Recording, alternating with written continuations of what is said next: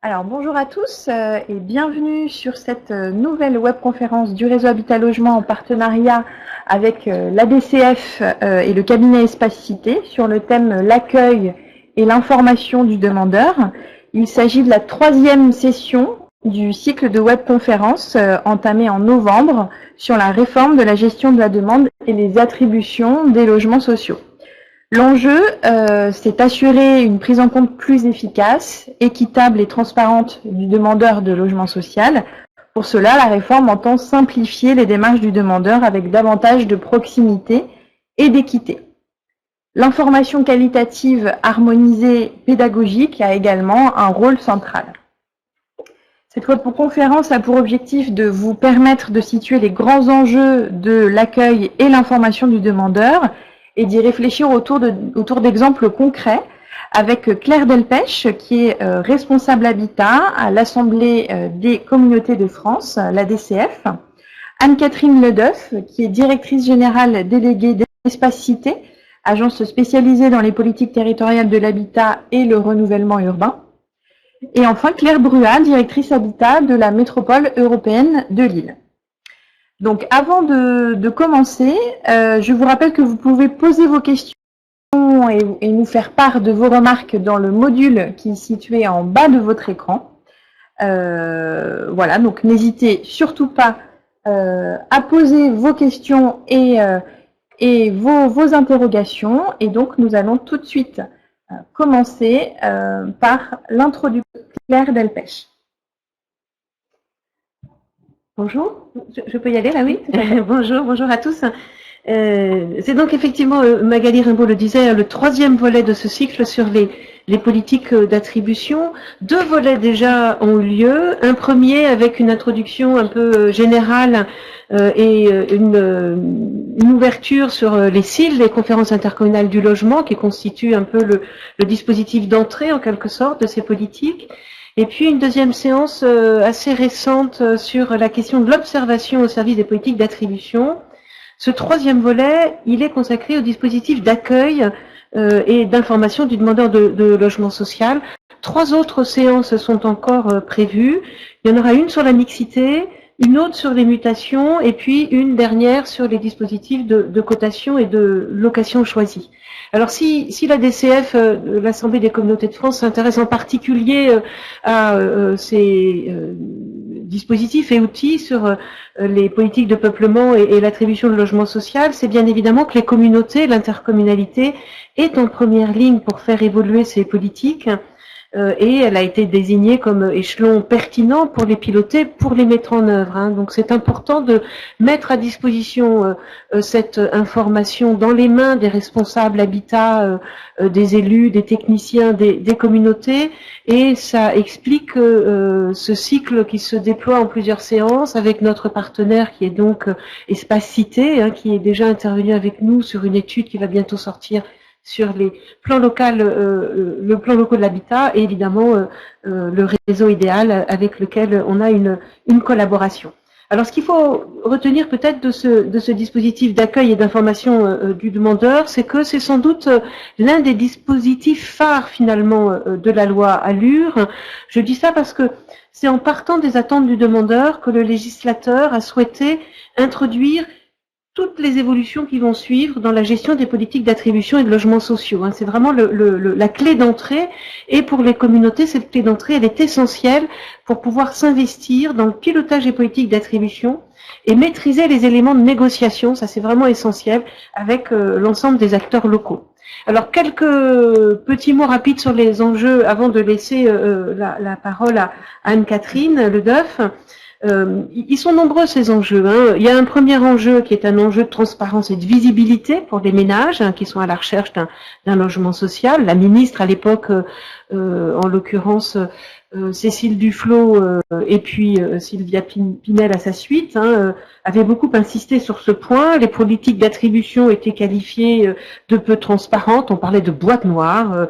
On a évoqué la question du parcours du combattant sur ces procédures. Donc il y a vraiment un enjeu de compréhension, de transparence, de traçabilité de la demande. Ça, c'était vraiment un point extrêmement fort. Il y a un enjeu d'équité. Il s'agit de traiter tout le monde de la même façon, sur un pied d'égalité, tous les demandeurs. On va le voir, les pratiques d'un territoire à l'autre peuvent être assez différentes, en fait, d'un bailleur à l'autre, d'une commune à l'autre. Donc, il y a un enjeu d'harmonisation de ces pratiques, il est assez important. Il y a un enjeu, bien évidemment, d'efficacité. Déposer une demande de logement social, ça peut s'avérer un processus très, très compliqué pour le demandeur. Donc là, l'objectif, c'est vraiment d'améliorer l'information, de faciliter, de simplifier.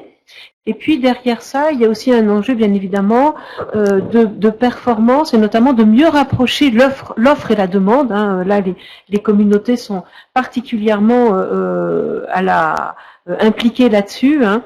Ce qu'il faut dire, c'est que ces dispositifs, ils existent déjà de façon plus ou moins développée, aboutie sur un certain nombre de territoires, les dispositifs d'accueil et d'information. Et ils peuvent être déjà très très performants. Je pense aux maisons de l'habitat qui se sont développées par exemple à Nantes, en collaboration avec la DIL, à Caen, à Marseille, à Orléans. Donc il y a déjà, et j'en oublie évidemment, donc il y a déjà beaucoup de choses qui existent sur les territoires. Il est important, et là il y a un enjeu de qualité, il est important que les dispositifs qui vont se mettre en place ne soient pas réducteurs de ce qui existe déjà, et aillent au contraire dans un sens d'une meilleure compréhension et de connaissance de la demande. Donc il y a un enjeu de qualité à préserver qui me semble très important. Enfin, et c'est peut-être l'essentiel, il y a pour les communautés un enjeu de gouvernance. La loi les désigne de façon extrêmement explicite, donc les légitime aussi sur cet échelon-là, pour mettre en œuvre ces plans partenariaux de gestion de la demande. Elles sont appelées à les piloter.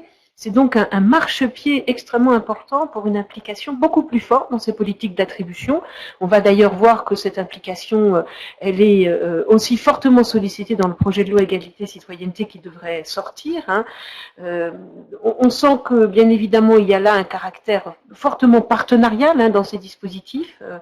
Et là, il est important que les communes se positionnent en amont de ce partenariat. C'est vraiment essentiel. Il y aura aussi, bien évidemment, un enjeu d'articulation avec les autres dispositifs existants, ceux dont on a parlé lors des premières séances, notamment la CIL, les orientations en matière d'attribution qui vont être décidées dans la CIL. Le plan partenarial est supposé les décliner, les mettre en œuvre. La convention d'équilibre territorial pour toutes les collectivités qui ont des quartiers politiques de la ville. Ce qu'on peut dire également, de façon assez brève en introduction, c'est qu'il va y avoir pour les communautés, en tout cas pour certaines, un coût d'entrée. Et il ne faut pas que ce coût d'entrée les effraie. Au contraire, il faut en avoir une bonne connaissance pour pouvoir l'affronter correctement. Il va y avoir un coût réel peut-être. Il faut créer physiquement des lieux d'accueil. Il va y avoir un coût d'investissement parce qu'il y a effectivement peut-être du personnel à mobiliser ou à redéployer. Il y a un coût de mise à niveau des compétences. Il y a un coût peut-être pour la formation des élus ou pour les amener dans ce dispositif.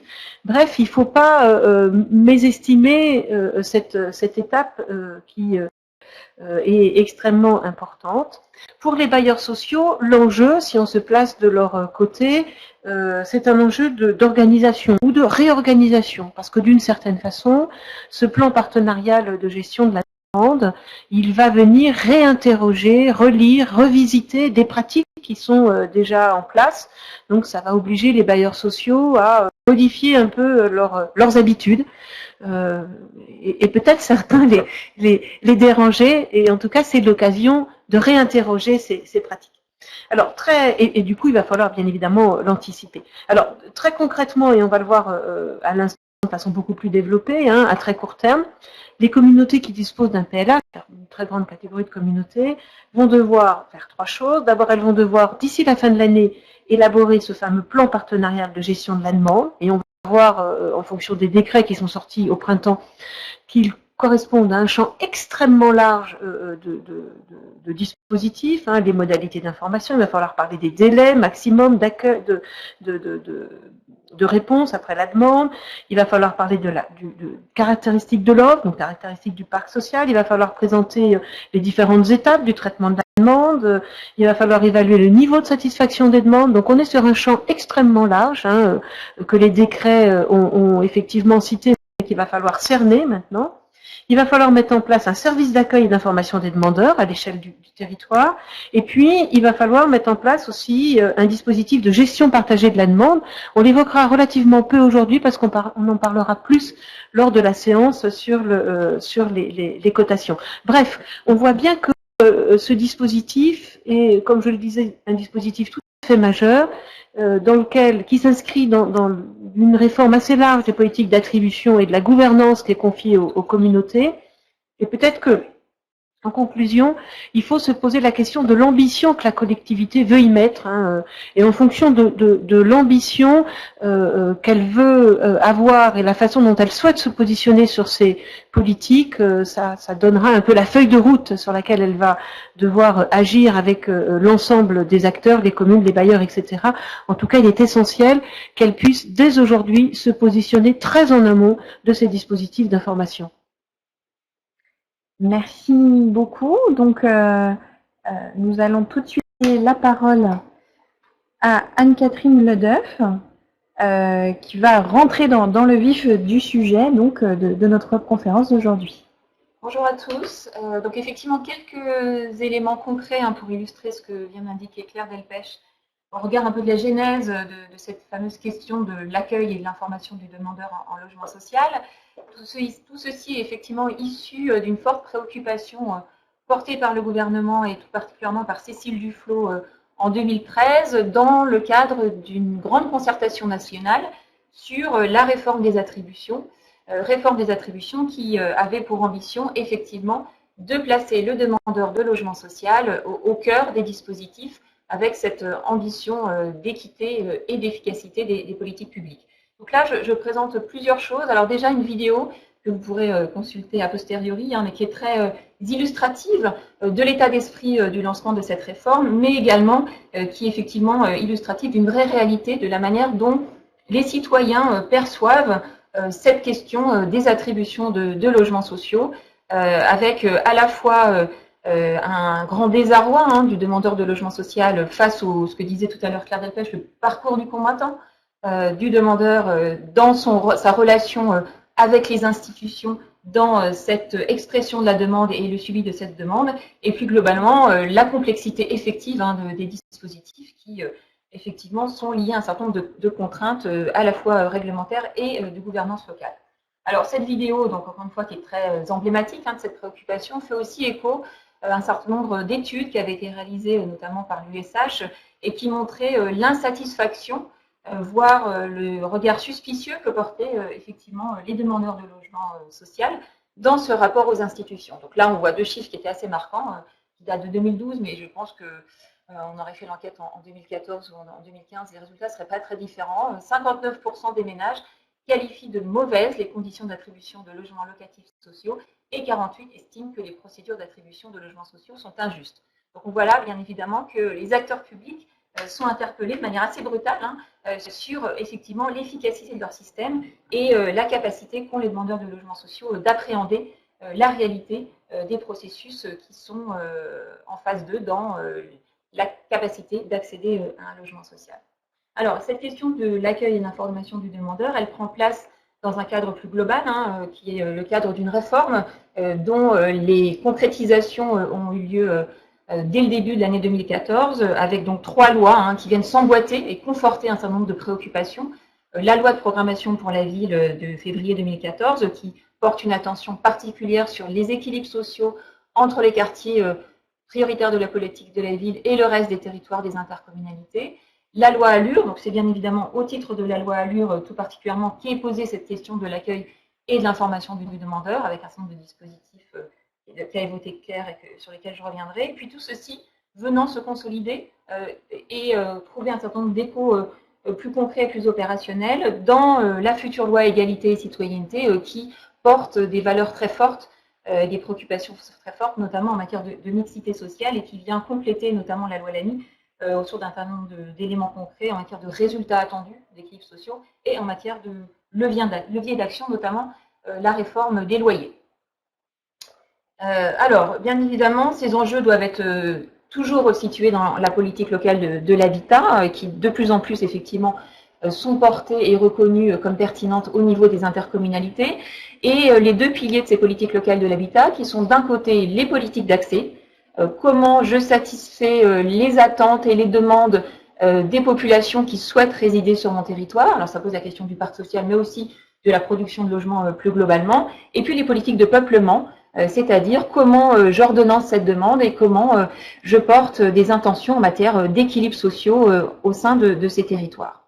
Alors, l'accueil et l'information du demandeur, c'est la toute première brique de cette politique d'accès, puisqu'il s'agit, au travers des actions que vous allez mener, d'accompagner au mieux l'expression de la demande pour effectivement être en capacité de bien accompagner, bien conseiller le demandeur de logement dans la formulation de cette demande et puis bien évidemment bien anticiper l'ensemble des réponses qu'on pourra y apporter dans cet objectif d'efficacité.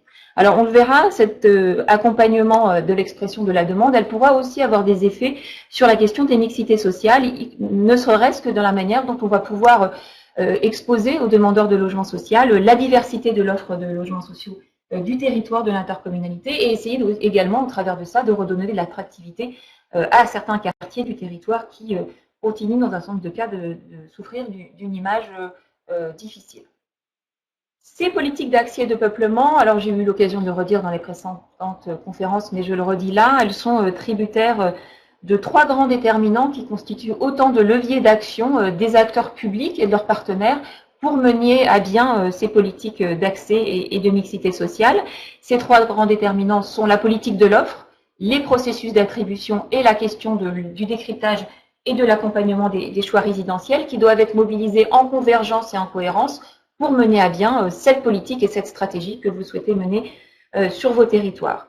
Alors cette question de l'accueil et de l'information du demandeur, bien évidemment, elle fait plus particulièrement écho à la question des processus d'attribution, puisqu'on est sur cette toute première brique de la chaîne de décision qui conduit à rapprocher un logement disponible d'un demandeur qui a exprimé un besoin, mais elle est également bien évidemment très liée au décryptage et à l'accompagnement des stratégies résidentielles, puisqu'il s'agit, au travers de l'information que vous pourrez donner au demandeur, de l'aider à formuler son choix et à formuler son choix de manière la plus éclairée possible.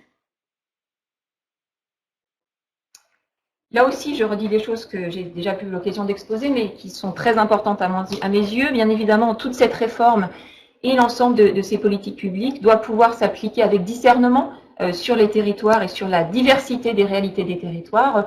On peut exposer selon deux grands composantes qui sont d'une part la question de la gouvernance locale. Bien évidemment, la question de l'accueil et de l'information du demandeur ne sera pas menée de la même manière en fonction de la réalité, de l'engagement des collectivités locales historiquement sur la question des attributions, avec dans un certain nombre de cas la délégation de leur contingent aux organismes HLM, ou à l'inverse, des intercommunalités qui étaient déjà très présentes sur la question des attributions dans la gouvernance avec les communes et les organismes HLM. Dans cette question de la gouvernance, sur la question de l'accueil du demandeur, bien évidemment, le rapport de négociation, le rapport de partenariat entre les collectivités locales et les organismes HLM, comme le disait Claire Delpech tout à l'heure, va être très déterminante, puisqu'on voit déjà un certain nombre d'organismes, sous impulsion de leur fédération régionale, se sont mobilisés en grande efficacité, avec un vrai dynamisme et la volonté d'aller vite, justement sur la mise en place de ces réseaux d'accueil et d'information des demandeurs, ce qui pose en creux la question du positionnement stratégique et du leadership de l'intercommunalité dans ce rapport de négociation et de négociation avec les organismes HLM et en mettant bien évidemment dans le jeu les communes membres de cette intercommunalité.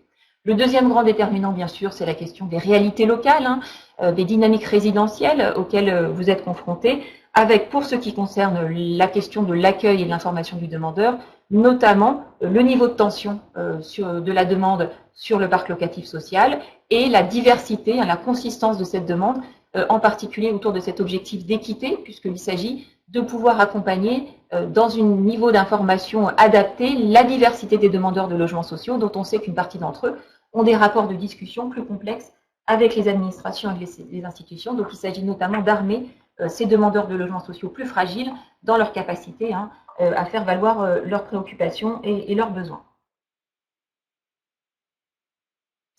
Alors, oui, voilà.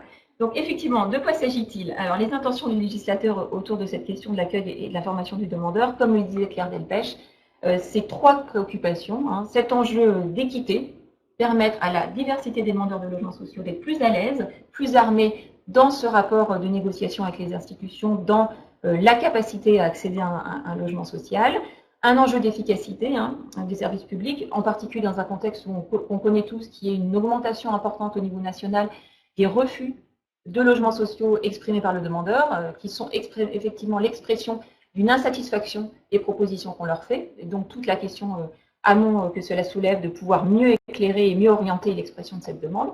Et puis le troisième enjeu, c'est bien évidemment un enjeu de transparence par rapport à ce regard sceptique, voire inquiet que peuvent porter les demandeurs de logements sociaux par rapport à cette question des processus d'attribution.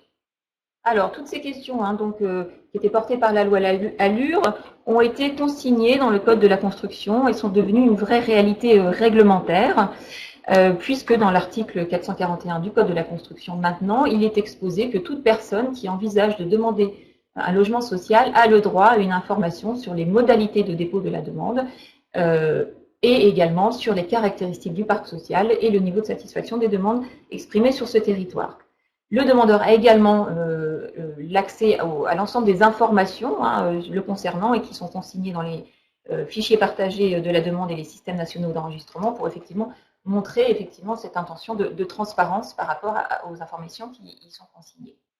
Ces obligations réglementaires sont effectivement localement exprimées dans le fameux plan partenarial de gestion de la demande et d'information du demandeur, qui porte par ailleurs un certain nombre d'autres dispositions d'importance sur lesquelles on ne reviendra pas aujourd'hui, mais on reviendra dans les conférences prochaines sur un certain nombre de sujets. Ce plan partenarial, donc, il indique notamment effectivement cette nécessité de mettre en place ces lieux d'accueil des demandeurs de logement social avec l'ensemble des services d'information qui y sont assignés. Voilà, alors ce plan partenarial de gestion de la demande, il est, comme le disait Claire, obligatoire pour les intercommunalités dotées d'un PLH exécutoire. Il est quand même recommandé pour les autres intercommunalités dans un contexte plus général où le préfet peut se substituer aux intercommunalités en cas de défaillance ou en cas de non prise en charge de cette préoccupation pour effectivement exprimer localement les moyens dont on se dote pour satisfaire cette injonction législative. Ce plan partenarial de gestion de la demande, il a une durée de validité de 6 ans avec un certain nombre de dispositifs qui doivent trouver des réponses concrètes. Alors, on n'abordera pas aujourd'hui dans toute cette batterie de dispositifs, enfin, je pense que Claire Bruel le fera au travers de l'exemple de l'île Métropole, mais je vous renvoie à d'autres webconférences pour évoquer le fameux dispositif de gestion partagée de la demande qui concerne en particulier, mais pas forcément exclusivement, les fichiers partagés de la demande ou l'adhésion au système national d'enregistrement.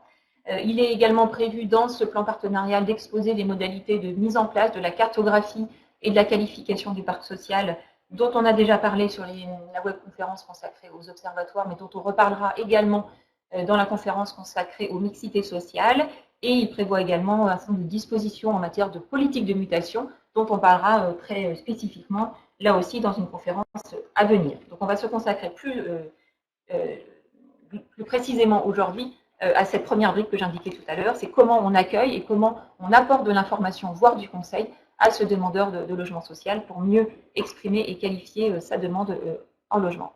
Je termine sur cette toute première partie sur le plan partenarial pour préciser effectivement que le délai aujourd'hui énoncé par le ministère est de pouvoir adopter le plan partenarial au 30 juin 2016, donc c'est très court, avec une souplesse qui est accordée en Île-de-France pour la fin de l'année, mais également pour la métropole d'Aix-Marseille-Provence. Donc bien évidemment, on voit qu'on est dans un calendrier, pour l'instant en tout cas, très resserré, qui nécessite la mise en place de ces réflexions dans des délais très courts.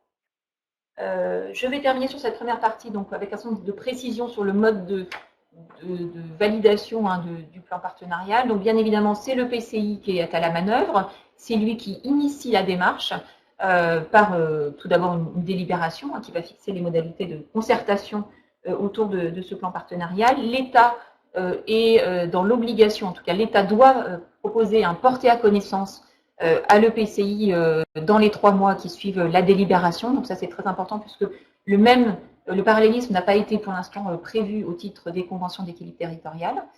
même si un certain nombre de services de l'État locaux ont souhaité porter à connaissance des éléments, y compris sur la question des mixités sociales au titre de la Convention d'équilibre territorial. Et pour l'instant, c'est sur le plan partenarial que c'est prévu. Et puis, il y a tout un système de validation qui est également prévu en associant bien évidemment les communes membres de l'intercommunalité, l'État, mais aussi la conférence intercommunale du logement, si elle n'est pas considérée comme le porteur de la démarche, doit pouvoir émettre un avis à la finalisation du plan partenarial. On a 2 mois pour collecter ces avis avec effectivement une temporalité qui oblige également l'État, les remarques de l'État, bien évidemment, devant être pris en compte par le PCI avant l'adoption finale. Il y a un certain nombre de conventions d'application qui sont prévues, sur lesquelles je vais revenir tout de suite, qui également doivent pouvoir être réalisées pour le début de l'année 2017. Voilà. Je vais terminer sur cette partie pour un peu vous proposer un peu un emboîtement de tous ces dispositifs qui peuvent paraître très foisonnants, avec une articulation pas toujours évidente entre la loi Allure et la loi Lamy. La manière dont moi, en tout cas, je porte ces préoccupations, c'est de dire, comme je l'ai dit tout à l'heure, c'est qu'on a à la fois une politique d'accès et une politique de peuplement. Bien évidemment, la loi Allure, elle s'intéresse tout particulièrement à la question de l'accès au logement, donc encore une fois, permet une plus grande fluidité, une plus grande équité dans l'accès des divers publics en formulation de demande de logement social sur les territoires. Et on va dire que la loi Lamy, la loi égalité et citoyenneté, s'intéresse plus particulièrement à la question des équilibres sociaux et à la question des mixités sociales. Tout ceci s'emboîte et il y a des interactions entre l'ensemble des dispositifs. Si on se reconcentre sur la question du plan partenarial, on voit un certain nombre de briques, de précisions qui doivent se retrouver dans les conventions d'application du plan partenarial, qui est le chapeau stratégique de tout ça. Et on voit qu'un certain nombre de ces conventions d'application ont aussi des incidences sur la question des mixités sociales.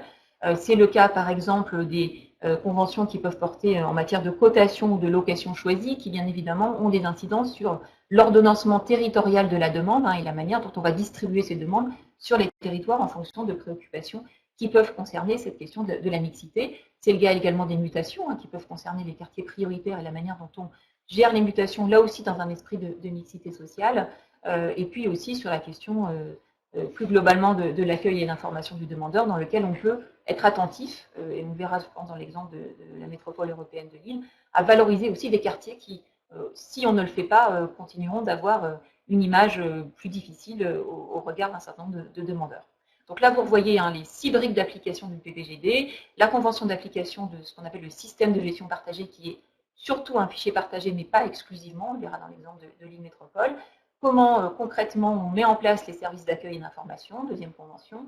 Convention sur les dispositifs qui pour l'instant sont considérés comme optionnels, la cotation et la location choisie, les mutations, la prise en charge des ménages en situation prioritaire, les ménages en situation particulière et les ménages prioritaires, et des conventions d'application sur l'accompagnement social.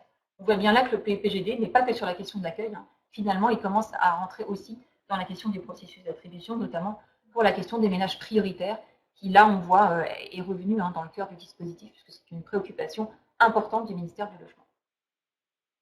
Alors, on va passer à quelques questions, quelques échanges avec vous, les participants à distance, avant de passer aux grands enjeux et à la réforme de l'accueil et de l'information. On a déjà une question d'un participant qui nous demande: les établissements publics territoriaux dans le périmètre de la métropole du Grand Paris sont-elles concernées par le plan partenarial de gestion de la demande au 31 décembre 2016 ? En théorie, oui. Le grand flou actuel, c'est sur la question du calendrier, puisqu'on sait que les territoires sont de constitution très récente. Ceci dit, ce qu'on peut constater sur l'ensemble des dispositifs, c'est que quand même, on sent une mise en route de ces territoires pour répondre aux attendus de la nouvelle réglementation, y compris sur la question des conventions d'équilibre territorial. J'ai à l'esprit un certain nombre de territoires qui se sont engagés dans ces dispositifs. Donc j'aurais tendance à dire, n'attendez pas que le législateur soit peut-être plus précis sur les questions de calendrier. En tout cas, sur le PPGD, pour l'instant, il est prévu que les plans soient validés pour la fin de l'année 2016.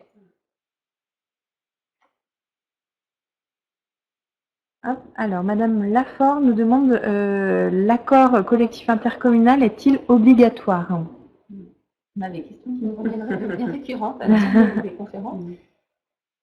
il est possible que l'accord collectif devienne, si ce n'est obligatoire, fortement recommandé et incitatif. Pour compléter ce que dit Anne-Catherine, hein, aujourd'hui, à la lecture des textes, si on en fait une lecture purement juridique, l'accord collectif ne s'impose que pour les collectivités qui sont signataires d'un contrat de ville. Là, il faut absolument qu'elles aient mis en place un accord collectif. Pour le reste, la loi est très fortement incitative. Il semblerait que le projet de loi égalité-citoyenneté le rende obligatoire, mais je garde un conditionnel tout à fait prudent parce que ça rentre, ça sort, ça évolue en fonction des situations. Donc attendons de voir ce qu'il y aura dans le projet de loi. En tout cas, il est très fortement recommandé. Alors, s'il n'y a pas d'autres questions, nous pouvons poursuivre la présentation. Alors, on va à présent rentrer dans le détail des enjeux qui s'opposent autour de cette question de l'accueil et de l'information du demandeur. Alors, j'ai scindé ma présentation en deux volets, simplement pour prendre le temps d'exposer les choses. Bien évidemment, les choses ne peuvent pas être réellement dissociées et sont très imbriquées entre d'un côté l'accueil et de l'autre côté l'information. Alors, d'abord, les modalités de prise en charge de l'accueil physique. Donc, effectivement, très important dans cette logique de proximité que indiquait tout à l'heure Pierre Delpech. C'est vraiment une intention très forte de la loi et proximité, comme je disais tout à l'heure, y compris pour les plus vulnérables et les moins acquéris avec le recours aux institutions publiques. Donc, c'est une préoccupation importante que vous devrez porter dans ces plans partenariaux. Alors, ce dont il est question là, c'est effectivement cet enjeu d'efficacité et d'équité, donc simplifier les démarches du demandeur qui, jusqu'à présent, dans un certain nombre de territoires, devait faire le parcours du combattant entre l'ensemble des acteurs concernés par ces systèmes d'attribution, à la fois au titre de l'enregistrement de la demande et au titre de l'expression de l'importance de cette demande. Cette logique de proximité, d'ailleurs, ça fait écho à un certain nombre de préoccupations qu'on voit, nous, dans certains territoires, de considérer que le lieu d'accueil, le lieu commun d'accueil peut être un lieu dématérialisé. Donc ça, c'est une vraie question qui peut se poser dans les territoires. Et puis, effectivement, cette équité de traitement entre la diversité des publics concernés. Donc, effectivement, la loi ALUR et ses décrets d'application qu'on rappelle là, donc de 2015, de mai 2015, deux décrets d'application viennent préciser d'un côté le plan partenarial et de l'autre côté le contenu et les attendus au titre de ce service d'information et d'accueil. Ça prévoit un certain nombre d'engagements locaux. La première, c'est de démontrer, d'exposer, de réfléchir à la répartition territoriale des guichets d'enregistrement existants ou qui peuvent être créés à cette occasion. Dans un certain nombre de cas, l'enregistrement a été organisé uniquement par des organismes HLM. Ça peut être l'occasion de reposer la question d'enregistrement par les communes, par exemple, avec également un rôle plus ou moins opérationnel de l'EPCI. Le deuxième point qui doit être consigné dans le plan partenarial, c'est la question du délai maximal pour recevoir le demandeur. Alors là, on est bien évidemment pas forcément dans le délai de satisfaction de la demande, on ne s'en cache pas forcément un délai de satisfaction, mais le délai pour recevoir le demandeur. On voit bien là qu'on est dans la préoccupation de cet échange transparent et pédagogique autour de l'expression de cette demande et puis du suivi de la demande de logement social. Donc là, le législateur est finalement assez précis puisqu'il prévoit, selon la strate démographique qui est la vôtre, de 1 à 2 mois pour pouvoir recevoir ce demandeur s'il en a fait exprimer le besoin. L'autre point qui est effectivement tout aussi important, c'est la question de l'architecture générale des différents lieux d'accueil du public, dont ce fameux lieu d'accueil commun, dont on parlera tout à l'heure, dont on peut considérer a priori qu'il doit apporter des services qui lui sont spécifiques, voire des services supplémentaires à ce qu'on peut considérer comme un lieu d'accueil, on va dire, universel ou banalisé. Ce plan partenarial doit également aussi lister la manière dont on s'organise pour faire vivre, alimenter et financer ces lieux d'accueil et notamment le lieu commun, avec la spécification effectivement des missions qui sont assignées à ces différents lieux et effectivement la manière dont les différents partenaires vont contribuer au fonctionnement de ce service et notamment le service d'accueil commun qui, comme je disais à l'instant, est a priori considéré par les services de l'État comme un lieu qui offre davantage de services que les autres lieux d'accueil que vous aurez pu mettre en place sur votre territoire ou qui préexistaient sur votre territoire. Alors, une fois qu'on a regardé ces différentes obligations théoriques, quelles sont les questions à se poser localement? Bien évidemment, d'abord, il faut bien connaître l'existant, donc à la fois en termes de maillage territorial au sein de votre intercommunalité. A-t-on un seul lieu qu'on peut considérer comme en capacité d'assurer cette information à minima du demandeur, ou y a-t-il déjà un certain nombre de lieux qui font déjà maillage territorial? Ces lieux sont-ils accessibles? Sont-ils bien répartis dans l'ensemble du territoire? Y a-t-il nécessité de les développer à la fois en matière de répartition territoriale et en matière de nature des services qui y sont proposés? Ce qui est également important, je l'ai dit tout à l'heure, c'est de bien réfléchir à la complémentarité entre accueil physique et accueil virtuel, si je puis dire, avec effectivement un certain nombre d'intercommunalités qui se posent la question de mise en place de lieux d'accueil sur Internet qui effectivement peuvent être complémentaires de lieux d'accueil physique, mais qui, à mon sens, ne peuvent pas s'y substituer totalement, en particulier au regard de la capacité qu'ont les ménages les plus vulnérables à accéder, même si Internet est très diffusé auprès du grand public, mais ça pose quand même la question de l'accessibilité pour les plus vulnérables. La question effectivement de la complémentarité et du maillage efficace, la question de l'harmonisation des services rendus par les lieux existants et les nouveaux lieux que vous pourrez créer, avec des préoccupations qu'on voit dans un centre de territoire de labellisation, en disant voilà, les lieux d'accueil du territoire de notre intercommunalité doivent pouvoir être labellisés, alors soit en fonction de niveau de service graduel, un niveau de service 1, 2, 3, soit un niveau de standard minimum considéré comme valant labellisation lieu d'accueil pour les territoires, ou concrétisation par des chartes d'engagement que je pourrais vous présenter par la suite en matière d'illustration. Et puis plus globalement, est-ce que du coup cette labellisation, cette charte fait l'objet d'une signalétique qui permette aux demandeurs de se repérer dans les différentes hiérarchies de services qui y sont proposées, et plus globalement de leur permettre d'avoir un parcours clair dans les différentes étapes d'expression et de suivi de sa demande. Alors sur la question du lieu commun, donc il y a vraiment cette hiérarchie lieu d'accueil, lieu commun. Y a-t-il pertinence de créer un ou plusieurs lieux communs? Où les localiser? Est-ce que c'est en centre-ville? Est-ce que c'est en proximité des territoires, y compris des territoires les plus en décrochage? Toutes ces questions-là va devoir se poser. Quelle est l'affirmation symbolique de la place de l'intercommunalité dans l'animation de ce lieu commun? Prend-on appui sur un lieu existant qu'on va booster à l'occasion de ce plan partenarial, ou crée-t-on un lieu d'accueil commun plus spécifique à l'occasion du plan partenarial? La question du rôle et des fonctions de ce lieu d'accueil commun au regard des autres lieux, si je puis dire, va être aussi importante. Est-ce que c'est un lieu vitrine de l'offre sociale du territoire? On sait qu'on saura là, dans ce lieu d'accueil, l'entièreté, dans le détail, avec un certain nombre de spécifications, repérer l'offre réellement disponible. Est-ce que c'est un lieu de mise en réseau et de formation des personnels qui sont en charge des autres lieux d'accueil du territoire? Est-ce que c'est un lieu d'animation de ces lieux labellisés? Est-ce que c'est un lieu d'accueil spécifique vis-à-vis du demandeur qui, du coup, propose des services que ne proposeraient pas les autres lieux? Par exemple, est-ce que c'est à cet endroit-là qu'est organisée la réception du demandeur dans le délai qui est prévu par la loi de 1 à 2 mois? Et puis la question des financements et des moyens, comme l'a disait tout à l'heure Claire Delpech, est aussi très important. Est-ce qu'on est dans de la mise à disposition personnelle entre l'ensemble des partenaires? Est-ce qu'il y a des financements mutualisés, fléchés dans un principe d'équilibre entre les différents partenaires du logement social? Toutes ces questions-là, bien évidemment, vont se poser à vous quand il s'agira de voir concrètement comment tout ça va vivre. Alors là, je vous présente un exemple qui n'est pas forcément lié à la mise en place du plan partenarial et à l'application de la réforme. C'est la charte qu'a développée le pôle habitat social de Grenoble, qui permet quand même vis-à-vis de demandeurs d'exposer les engagements minimums de l'institution vis-à-vis de son accompagnement et de son accueil, et dont vous pourriez peut-être vous inspirer pour labelliser ces lieux d'accueil, dont on voit qu'ils engagent les institutions sur un minimum, si je puis dire, de services publics dans le fonctionnement de ces lieux. Alors, deuxième temps de ma présentation, c'est sur la question de l'information, dont j'ai déjà eu l'occasion de parler dans la première partie.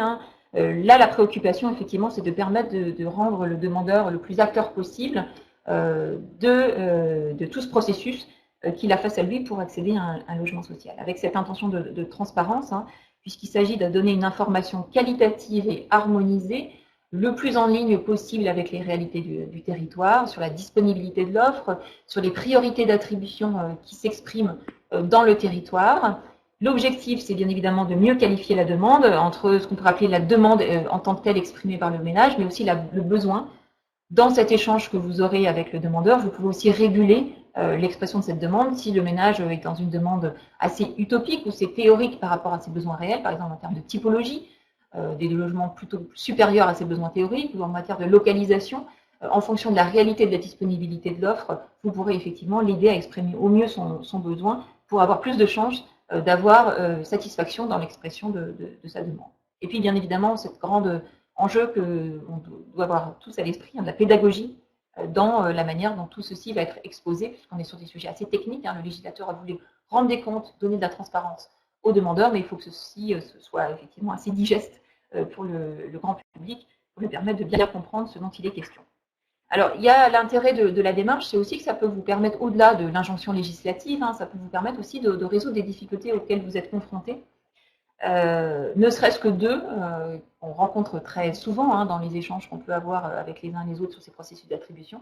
Le premier, c'est la question des refus. On est dans bon nombre de territoires à des refus d'attribution de l'ordre de 30 à 40%, ce qui est tout à fait considérable et ce qui, bien évidemment, a des effets immédiats sur l'efficacité des dispositifs, voire jusqu'à l'efficacité économique du système, puisque dans un certain nombre de territoires, on se retrouve avec des situations de vacances qui pèsent sur le budget des organismes HLM. Mieux la demande est qualifiée, bien sûr, mieux on a de chances de faire des propositions qui correspondent à l'expression finale de la demande par le ménage, et donc de considérer qu'on pourra, grâce à cette meilleure qualification des besoins, diminuer les refus d'attribution. Et puis ça peut permettre aussi de porter des intentions, comme j'ai dit tout à l'heure, en matière de mixité sociale, et de renforcer la visibilité de l'évolution du fonctionnement de certains quartiers prioritaires qui, aux yeux du demandeur lambda, si je puis dire, peut représenter encore un déficit d'attractivité parce que le demandeur n'a pas eu connaissance des importants projets de restructuration urbaine qu'il y a eu dans ces quartiers, l'évolution des services publics. Et grâce à cette information éclairée que vous allez pouvoir lui apporter, c'est aussi de lui montrer que ces quartiers ont changé, que ces quartiers ont évolué, et ces quartiers ont des atouts sur lesquels il peut avoir du coup un changement de regard dans l'expression de cette demande et peut-être moins refuser l'accès à ces quartiers prioritaires. Alors, qu'est-ce que concrètement la réforme propose? C'est d'exposer aux demandeurs les règles nationales, si je puis dire, d'accès au parc social, les principes de plafond, les priorités nationales, et puis et aussi, je dirais surtout, les critères de priorité locale dans les attributions de logements. Par exemple, si vous avez un système de cotation, ça peut être d'exprimer les priorités, on va dire, simplifiées de ce système de cotation, ou si vous avez doté d'un accord collectif intercommunal, c'est d'exposer effectivement qui sont les publics prioritaires dans les attributions de logements sociaux sur le territoire de l'intercommunalité. Le service apporté doit également permettre de présenter l'ensemble des lieux d'enregistrement et de lieux d'accueil, donc ça c'est une information, on va dire, plus simple, qui permet aux demandeurs de bien se repérer dans tous ces nouveaux dispositifs. Ce qui est également très important, c'est que les lieux d'accueil vont devoir exposer le plus finement possible les caractéristiques et la localisation du parc social, là aussi pour permettre aux demandeurs de bien connaître la réalité de l'offre présente sur le territoire, et également les délais d'attente moyens selon les secteurs géographiques et le type de logement, là aussi pour dépasser le mythe de la demande la plus idéale possible pour le demandeur. S'il demande des typologies dont on sait qu'on en attribue 2 ou 3 logements par an, bien évidemment le demandeur va avoir mieux conscience du faible taux de succès qui pourra être le sien dans l'expression de ce besoin. Donc cette question de l'estimation des délais d'attente moyens le plus finement possible va permettre là aussi de mieux éclairer le demandeur dans l'expression de son besoin et, on l'espère, de pouvoir diminuer les taux de refus. Et puis, un point très important, c'est bien évidemment d'exposer au demandeur où en est sa demande et quelles sont les différentes étapes de traitement dont elle a pu bénéficier localement.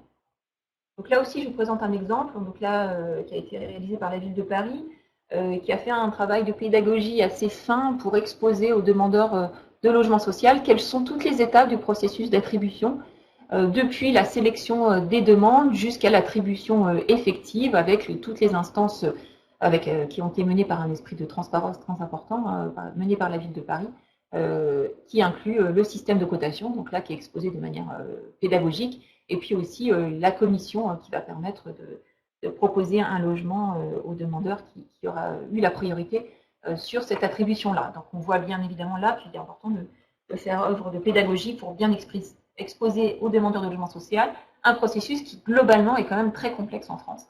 Et donc, il y a le mérite, effectivement, de pouvoir essayer d'aller à l'exposé des éléments les plus essentiels de ces étapes du processus d'attribution. Alors, quelques autres illustrations pour terminer sur ma partie, on va dire, théorique. Sur l'information sur l'offre, je le disais tout à l'heure, c'est un sujet qui me semble très important, puisque c'est cette présentation qui va permettre effectivement d'éclairer le mieux possible le demandeur sur les possibilités qui sont les siens dans l'accès à un logement social qui, bien évidemment, est un logement social qui, à ses yeux, a une importance très forte, donc sur lequel il est dans des attentes parfois très importantes, y compris sur des caractéristiques très fines de ce logement.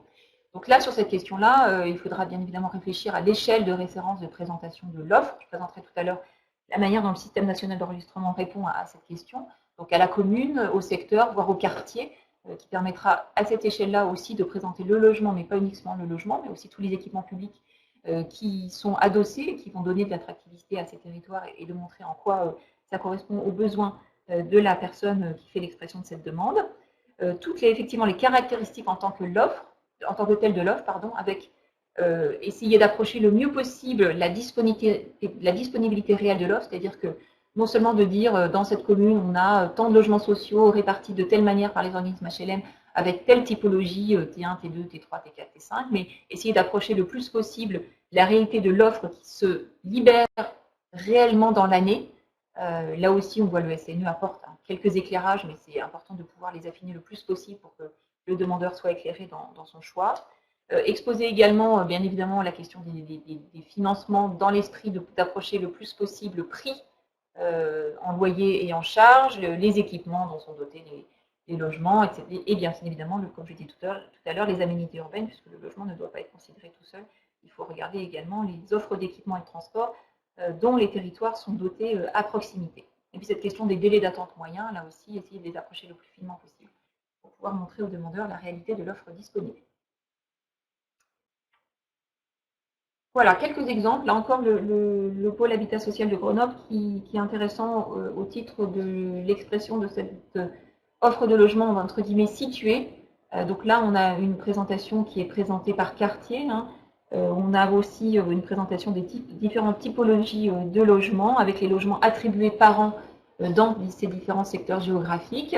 Et puis, cette présentation de l'offre au regard des équipements qui sont situés à proximité. Donc là, on voit la présence des crèches, des écoles, donc les équipements scolaires qui sont très importants, et puis d'autres équipements d'espaces verts, etc., qui permettent là aussi de redonner un regard un peu élargi sur la question de l'attractivité résidentielle de l'offre de logement qui, effectivement, ne doit pas être considérée hors sol.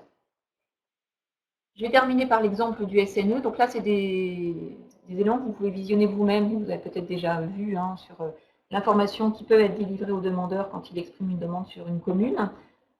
Donc le portail grand public du SNE permet un certain nombre de choses d'ores et déjà, mais il est prévu des évolutions.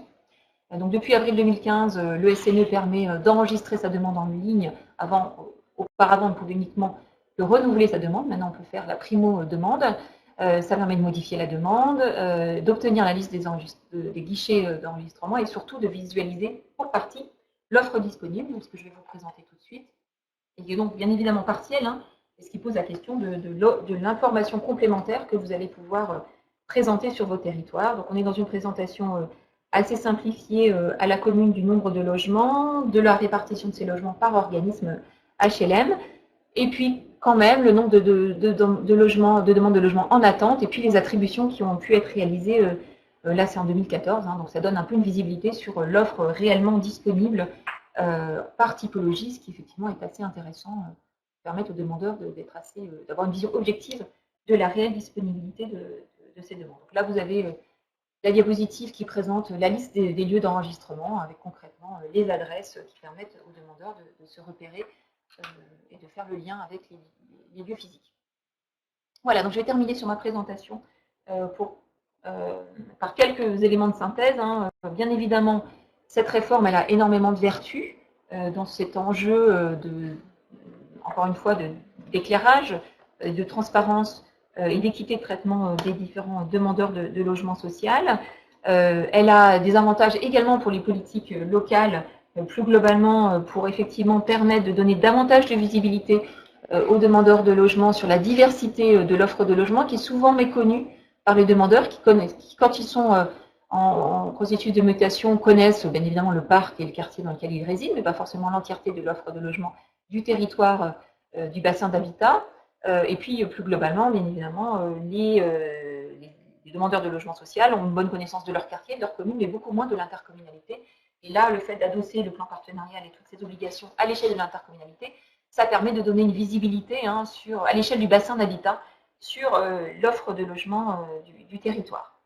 L'objectif, c'est bien évidemment de rapprocher au mieux l'offre et la demande avec une demande plus qualifiée, plus pertinente vis-à-vis de l'offre réellement disponible et vis-à-vis des processus d'attribution dont on a permis aux demandeurs d'avoir un meilleur décryptage. C'est également un levier de mixité, je disais, valoriser certains quartiers ayant mauvaise réputation pour présenter l'ensemble des investissements, le changement d'image, la qualité des logements qui ont pu être permis notamment par les projets de rénovation urbaine, les qualités des services publics qui ont pu être développés, être dans une meilleure efficacité des processus, faire baisser les refus par une meilleure connaissance en amont des caractéristiques objectives des logements qui sont proposés sur le bassin d'habitat, et puis effectivement plus de fluidité dans les processus d'attribution en permettant aux demandeurs de mieux appréhender la réalité du système d'attribution et bien évidemment de sortir de l'image d'un logement rêvé qui malheureusement existe assez peu, même si les logements sociaux sont de très grande qualité, mais en tout cas, voilà, le logement rêvé n'est pas forcément le logement le plus disponible sur le territoire. En revanche, un certain nombre d'écueils à éviter. Le risque de noyer le demandeur par une information trop dense, à vouloir donner trop d'informations, on peut en oublier la pédagogie, donc il faut bien se réinterroger sur les points les plus essentiels qui font sens par rapport à cet objectif d'information éclairée du demandeur pour mieux orienter son choix. À vouloir trop présenter l'offre de logement disponible, on peut avoir donné une fausse information sur la réelle disponibilité de l'offre. C'est la raison pour laquelle il faut approcher le plus possible de cette question de l'offre disponible, avec cet éclairage porté sur les offres qui ont pu être libérées effectivement dans l'année passée le plus finement possible pour montrer effectivement le taux d'attribution, on va dire, moyen par segment de l'offre pour le demandeur.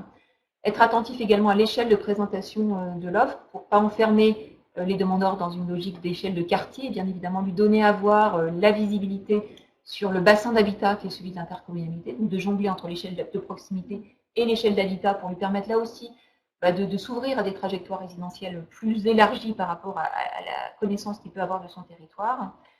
Et puis effectivement être vigilant sur cette obligation qui est faite d'estimer les délais moyens d'attente, puisque effectivement il faut approcher au plus fin pour ne pas donner le sentiment au demandeur qu'à partir du moment où il a déposé une demande il y a 9 mois et que les délais d'attente moyens sur le territoire sont de 9 mois, alors il a obligation de résultat et effectivement de pouvoir accéder à un logement social dans les contours de l'expression de cette demande, dans ces fameux 9 mois de délai d'attente moyen. Donc, grande vigilance à avoir sur cette question.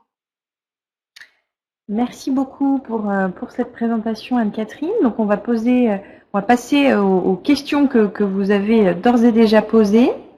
Madame Aude Nowicki de la communauté urbaine du Grand Nancy nous demande: les conventions sur les mutations et l'accompagnement social sont-elles obligatoires dans le cadre du plan?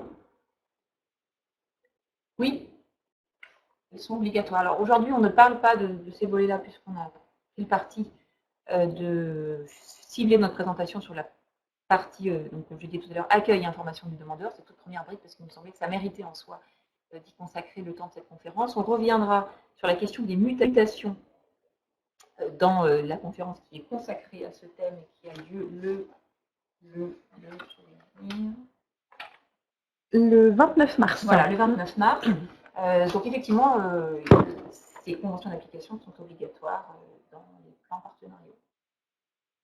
Alors, Monsieur Olivier Tasque de Montpellier Méditerranée Métropole demande un nombre, entre parenthèses, pléthorique de conventions d'application sont à établir. Est-ce une obligation ou une recommandation? Et un plan partenarial suffisamment précis a-t-il besoin d'être décliné à travers justement ces X conventions? Alors, vous prêchez un peu une convaincue. Moi, je suis plutôt une convaincue des simplicités et de la mise en convergence des dispositifs, y compris et notamment vis-à-vis des élus, qui, si on leur présente le schéma, qui déjà est très simplifié de ma part, de la diapositive que je vous ai présentée tout à l'heure, risque d'être un peu perdu dans le sens de tout ça. Ce qui est important, je pense, alors après, peut-être que Claire Burat pourra nous donner son éclairage de l'expérience de la métropole européenne de Lille. Ce qui est important, c'est de permettre de contractualiser tout ça, c'est-à-dire qu'il y ait des obligations concrètes et opérationnelles qui soient versées au document pour effectivement que chacun des partenaires s'y retrouve et ait une visibilité sur ses engagements. Je pourrais tenir le même propos sur l'articulation entre document cadre de la CIL et convention d'équilibre territorial et accord collectif intercommunal, sur lesquels moi je suis une grande partisane de la synthèse. Voilà, donc le législateur prévoit un document stratégique et le plan partenarial et des conventions d'application. Il faudra voir dans la durée, dans la vie de ces documents, comment les choses se négocient localement. Monsieur Edelin de la communauté de communes Val-Amboise nous demande: la frontière entre lieu d'accueil et lieu commun est très mince. Pouvez-vous revenir sur ce point afin de préciser les subtilités? Il est effectivement très mince, il est plus ou moins spécifié dans les textes. À la pratique, ce qu'on observe, c'est qu'aux yeux des services de l'État, le lieu commun déjà interpelle fortement l'intercommunalité, hein, le PCI comme partenaire de ces dispositifs. Et également des niveaux de service ou des caractéristiques de service qui ne seraient pas apportés, on va dire, dans les lieux d'accueil banaux, les lieux d'accueil standards du territoire. Donc, il y a cet esprit de visibilité intercommunale à l'échelle du bassin d'habitat et cet esprit de service spécifique. Mais tout ceci, j'en conviens, est assez subtil. Ça a poussé un certain nombre de collectivités à mettre en place les maisons de l'habitat. Alors, Monsieur Comon de la DREAL Poitou-Charentes nous demande: pouvez-vous donner des précisions sur le pôle habitat social de Grenoble, qui le porte, etc. Donc, j'imagine qu'il souhaite avoir un petit peu plus de précisions sur l'articulation partenariale venant. Alors, la présentation que je vous ai faite, elle est un peu ancienne, donc je l'ai uniquement prise sous l'angle de l'intérêt de l'expression pédagogique, de l'offre disponible, des processus de la part de ce pôle social. C'est absolument sans lien spécifique avec la réforme et la manière dont ils prennent en charge le développement de cette expérience à l'échelle de l'intercommunalité. Donc je ne pense pas que ce soit le lieu de rentrer dans le détail. Si cette personne souhaite qu'on en échange en parallèle, on sera à sa disposition. D'accord. Alors, Madame Barré de Rennes Métropole, à la question suivante: est-on réglementairement obligé de décliner l'offre sociale par bailleur dans les informations transmises aux demandeurs? Alors là, je ne vais pas répondre à la place de l'État. Peut-être à voir avec les services locaux, avec la DREAL et les services départementaux de l'État. Moi, j'aurais tendance à dire, en tout cas en tant que praticienne, c'est que la présentation la plus fine possible est utile. Alors bien évidemment, je vois bien l'esprit qui est celle de Françoise Barré derrière cette question, qui est très liée peut-être à la philosophie de Rennes Métropole, qui est d'être dans une approche universelle du logement social. Je pense que sur cette question-là, c'est la stratégie locale qui doit pouvoir me dire, effectivement, peut-être qu'à Rennes Métropole, ça a beaucoup moins de sens que dans d'autres territoires où effectivement la segmentation par organisme HLM a peut-être moins de sens que dans d'autres lieux. Donc j'aurais tendance à dire que c'est un vrai sujet de débat avec les services locaux d'habitat et qu'il y a une vraie raison d'être, je pense, à Rennes Métropole. Alors, Madame Carton de la communauté d'agglomération Hénin-Carvin, il faut aujourd'hui être guichet enregistreur pour avoir accès au SNE. Au vu des différents travaux énumérés, est-il prévu d'ouvrir cet accès à l'EPCI sans qu'il soit obligé d'être guichet enregistreur? Pour l'instant, les intercommunalités ont accès aux données consolidées du SNE, donc pour pouvoir faire des statistiques. Et les collectivités qui ne sont... Alors, je pense que Claire Burat pourra préciser, parce que c'est un sujet aussi qui a fait débat à Lille Métropole.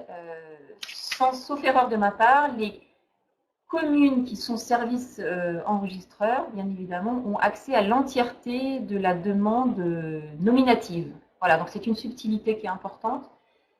Ces précisions sont apportées sur le site du SNE de mémoire, mais je pourrais vous les transmettre, parce qu'il y a des documents officiels de l'État sur ce point qui est effectivement présent. Alors j'ai eu l'occasion de le présenter dans la webconférence consacrée à l'observation, mais effectivement, il est possible pour les intercommunalités d'avoir accès à la demande, on va dire, agglomérée pour mener un certain nombre de statistiques de suivi des informations qui sont liées au CSNE, ce qui est quand même déjà un vrai apport.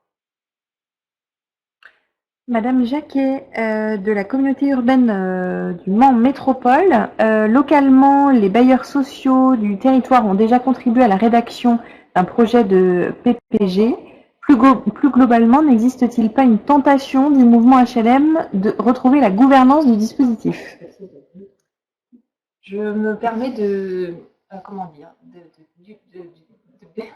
prendre appui sur cette remarque pour vous mettre en vigilance, vous les intercommunalités, puisqu'effectivement, je pense qu'il y a un vrai enjeu. En tout cas, c'est une opportunité historique, toute cette réforme, la loi Allure, mais aussi la loi Lamy, la future loi égalité et citoyenneté, qui est une vraie opportunité historique pour les intercommunalités de se positionner en stratège, voire en acteur opérationnel de ces attributions avec une vraie vertu, dont je suis convaincue, sur la pertinence de cette échelle de l'intercommunalité, pour porter tout ceci dans un esprit d'équilibre et d'équité. Ceci étant dit, effectivement, le pilier loi Allure de la réforme peut conduire les intercommunalités à rester en dehors du train et à regarder passer le train, on va dire, piloté fortement par le mouvement HLM. Donc, je ne peux que vous porter à cette vigilance d'être très présent dans ces débats. Effectivement, le mouvement HLM est très engagé sur ce sujet pour un certain nombre de raisons, donc peut-être aussi la raison de chercher une cohérence au niveau régional, au niveau départemental, pour éviter la mise en place de dispositifs dans lesquels il serait obligé de mettre en place des organisations très différentes d'une intercommunalité à l'autre, par exemple sur la question des fichiers partagés. Ceci peut s'entendre, mais je renouvelle ma vigilance et je vous appelle à rentrer dans ce train à l'opportunité de cette réforme, puisque c'est une opportunité qui, à mon avis, ne va pas se représenter très vite. Donc, vraiment, ne laissez pas les organismes HLM piloter seuls cette démarche et entrer dans le dispositif pour animer la réflexion stratégique, au moins la réflexion stratégique, sur toutes ces obligations réglementaires.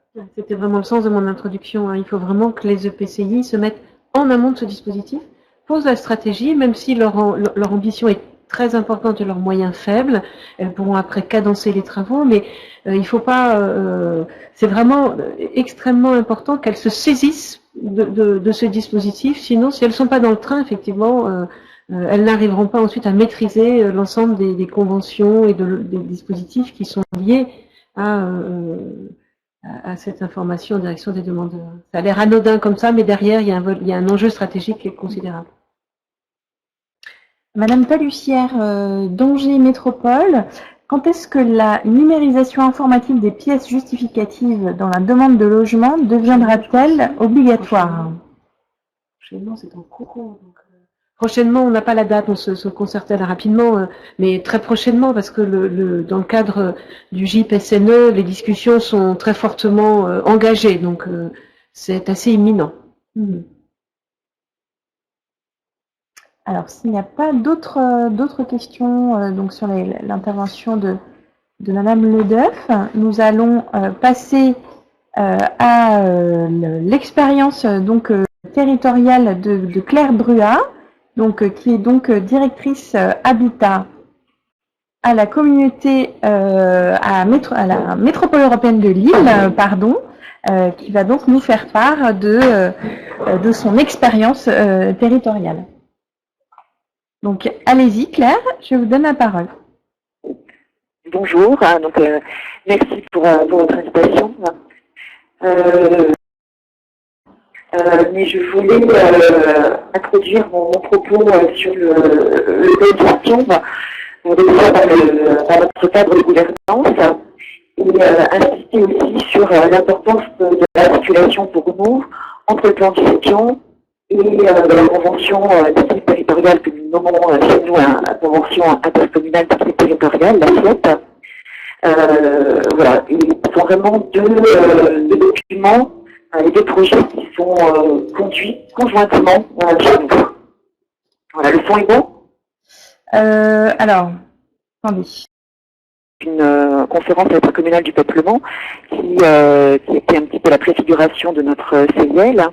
Et bon, je le rappelle, c'est important, qui a travaillé pendant quelques années pour mettre en place un accord collectif intercommunal qui a été intégré dans notre programme local de l'habitat en 2012.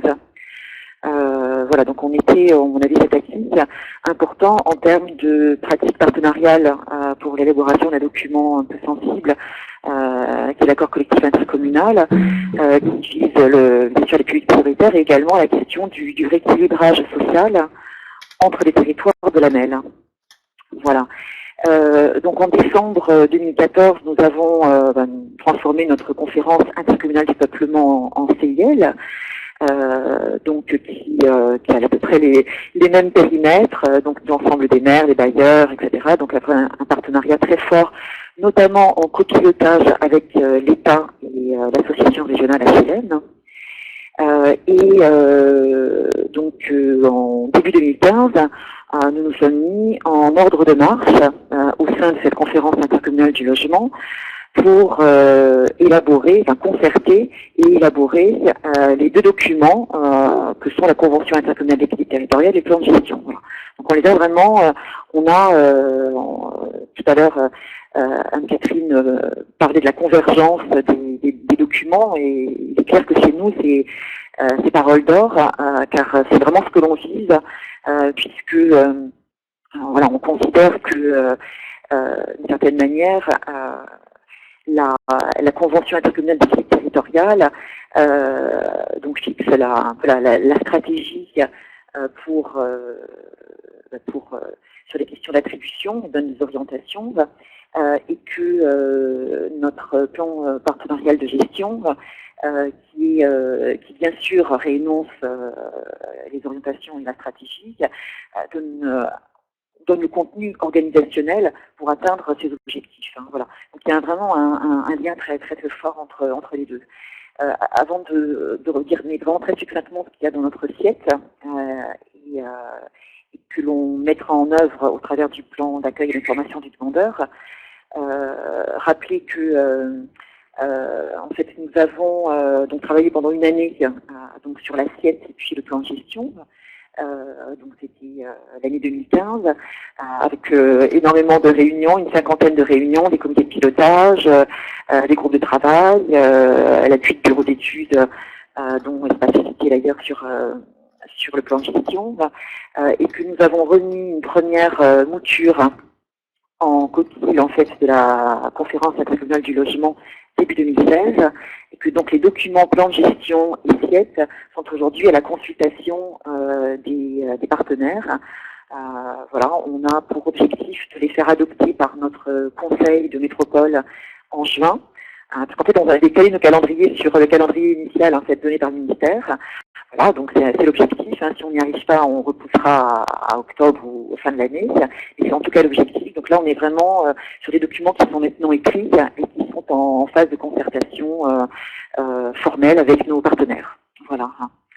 Alors, dire quelques mots en fait sur l'articulation quand même entre l'assiette et le plan de gestion. Donc, comme je le disais, hein, l'assiette donne vraiment la stratégie métropolitaine d'équilibre territorial. On y retrouve 3 échelons. Donc j'irai très vite, hein, qui sont donc un échelon, les 85 communes hein, sont concernées par notre SIET, donc ça c'est un point très important. On y a intégré l'accord collectif intercommunal, qui est réactualisé, bien sûr, hein, puisqu'en fait il avait été adopté en 2012, il est venu à échéance fin 2015. La SIET en fait réintroduit des travaux supplémentaires sur l'échelle quartier, et aussi à l'échelle de la résidence, avec des préconisations sur la façon de travailler pour de meilleures attributions à cette échelle. Et puis notre SIET, en fait, contient également tous les autres actes politiques de l'habitat qui concernent l'offre de logement, la politique loyer, l'accompagnement social, etc. Et aussi les éléments issus du plan de gestion. Voilà. Donc très brièvement, en matière d'attribution, et sur les objectifs à la fois de l'accord collectif intercommunal et ceux qui sont propres à l'assiette maintenant, on part vraiment du diagnostic de la fragilité des quartiers. La carte que vous défigurez ici, qui est un petit peu lisible, visible voilà, sur l'écran, elle figure en fait la fragilité des quartiers de toute la métropole. En fait, on a créé une hiérarchie, un classement des quartiers. On va des quartiers les plus fragiles, les quartiers dits rouges, jusqu'aux quartiers les plus détendus, les quartiers verts. Et nous orientons bien sûr nos politiques d'attribution en fonction de cette fragilité. Voilà. En deux mots, dans l'assiette, l'objectif est de faire converger le profil d'attribution de tous les quartiers de la MEL. Donc on parle vraiment de tous les quartiers des 85 communes de la MEL vers une moyenne métropolitaine. Et là on a retenu un indicateur de revenus. Donc c'est-à-dire que voilà, on a un grand équilibre métropolitain qui figurait sur cette slide et que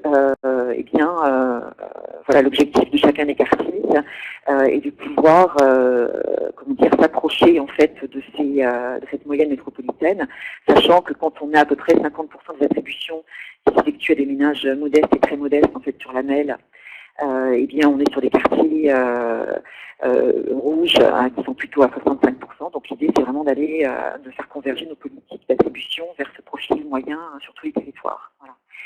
Et donc à l'échelle des communes, donc comme je le disais, l'assiette intègre l'accord collectif intercommunal.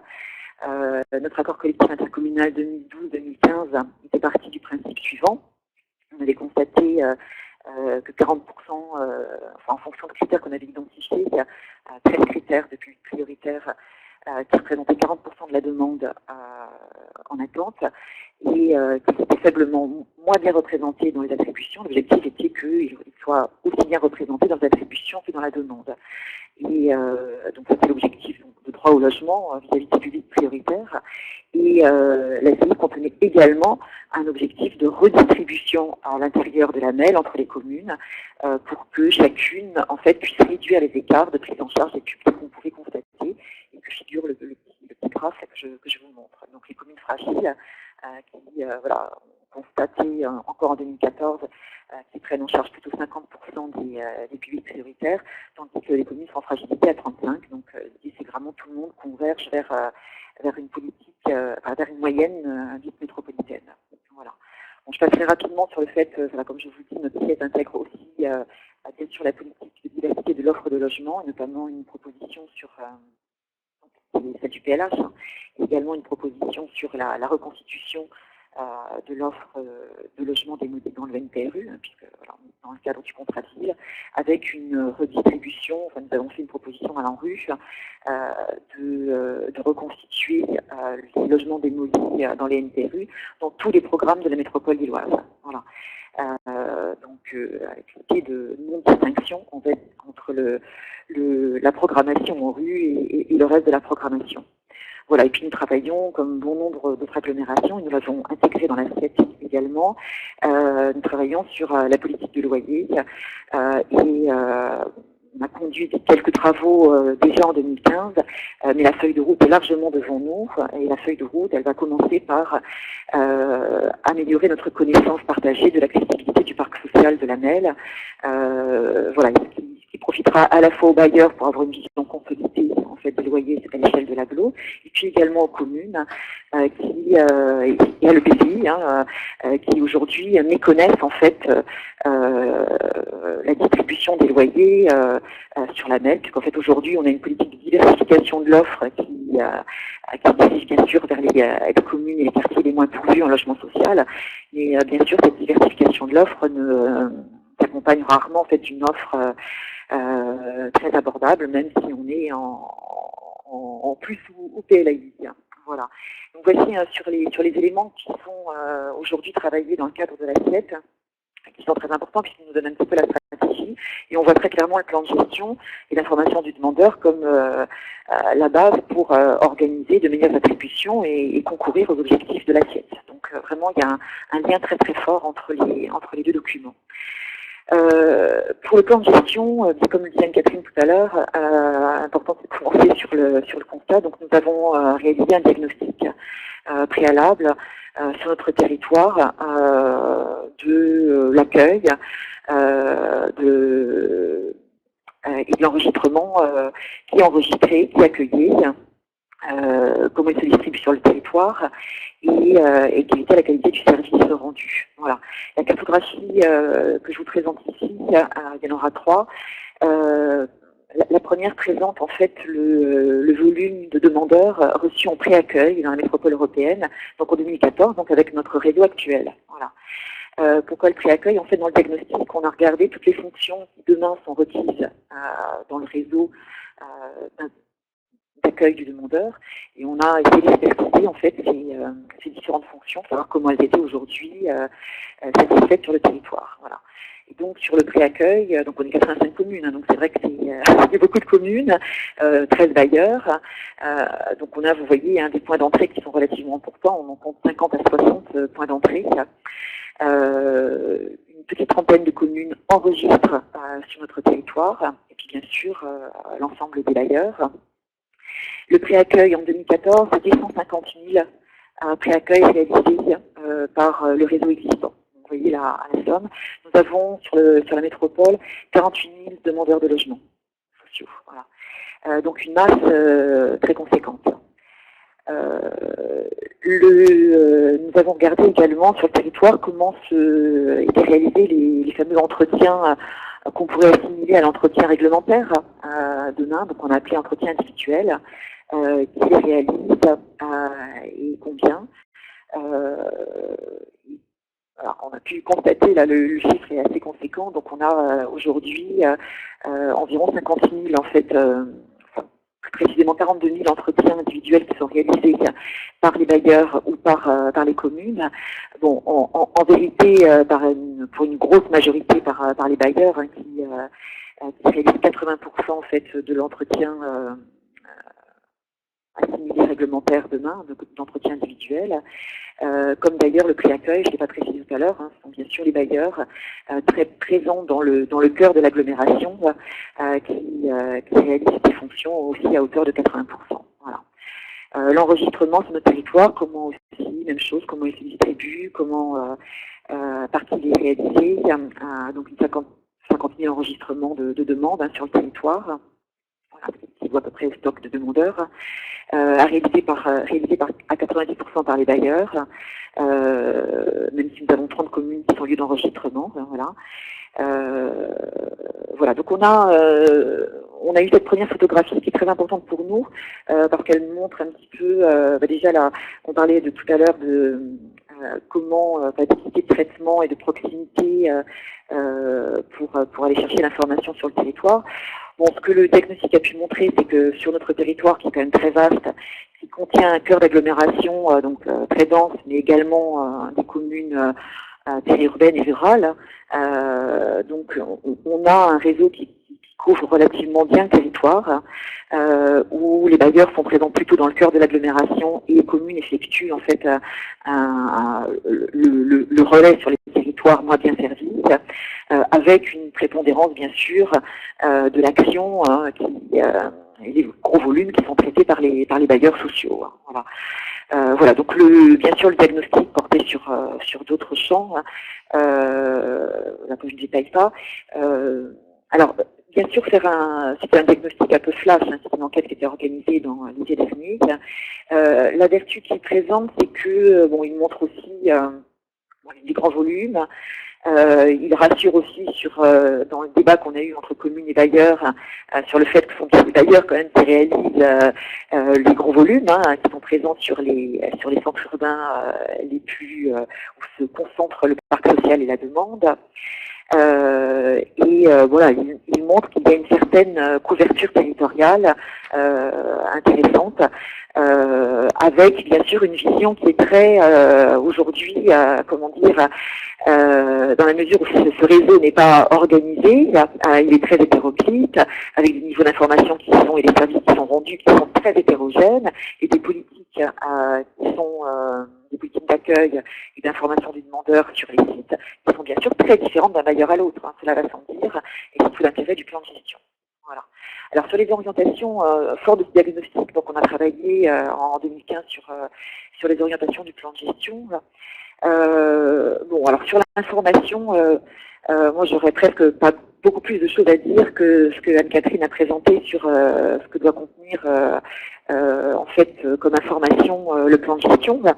Nous avons travaillé avec les communes, les associations, les bailleurs sur le corpus en fait de d'informations qui nous semblent nécessaires de restituer au territoire, en essayant en effet de ne pas être trop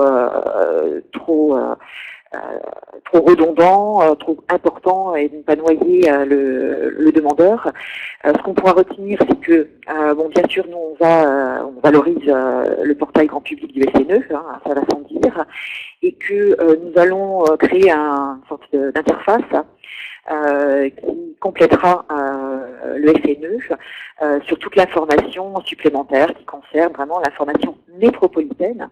Donc c'est-à-dire qu'on soit sur la commune de Tourcoing, de Bondu, de Wavrin, de Bousbecque, à tous les coins de la métropole, on aura accès à une information métropolitaine. Hein. Donc c'est vraiment, on parlait tout à l'heure, attention au risque d'enfermement dans une information trop précise sur la commune. Là, l'objectif, c'est que chaque lieu d'accueil et d'information du demandeur donc délivre une information métropolitaine. Hein. Voilà, avec la possibilité de donner plus d'informations pour les personnes qui sont en situation de mobilité résidentielle. Voilà, donc on s'est mis d'accord sur un ensemble de données qui sont aujourd'hui annexées en fait au projet de plan de gestion. Ces données-là vont être travaillées sur un site, donc comme je le disais, une interface avec le portail grand public du SNE, que la MEL, la métropole européenne de Lille, prend à sa charge, voilà, et pour être opérationnel en 2017. Voilà. Petite parenthèse, ça revient à la question sur les conventions d'application. Nous allons travailler en 2016 sur l'approfondissement, bien sûr, de la mise en œuvre de cet outil. On ne prévoit pas forcément une convention d'application spécifique en bonne intelligence avec les services de l'État localement, qui sont de très grands partenaires sur ce champ comme l'ARH. Nous conduisons nos travaux et nous les poursuivons sur des thématiques qui nécessitent des approfondissements dans celui-ci. Voilà. Mais nous n'avons pas forcément prévu une convention d'application, ce n'est qu'à un moment, bien sûr, sur les échanges de données, sur la façon dont chacun des partenaires pourra fournir des données. Bien sûr, on aura des conventions d'échange statistiques, mais voilà. Donc il y a un peu de souplesse quand même, donc on a voulu en fait se doter sur les suites après l'écriture du plan de gestion. Alors sur notre réseau et sur l'accueil, comment il peut s'organiser demain sur la métropole.